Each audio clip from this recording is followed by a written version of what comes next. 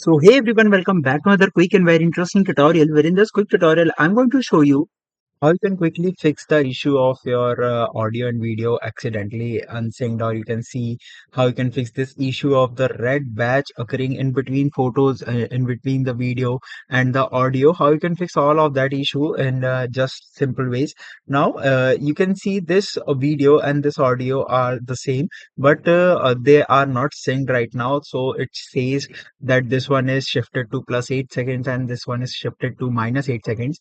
So all you need to do is to just simply drag and drop it together until the value becomes 0. Once the value becomes 0, you'll notice that that red batch that is showing that the audio and video is not synced will also disappear. And this is a shortcut method that you can use to sync the photos and video that is accidentally unsynced.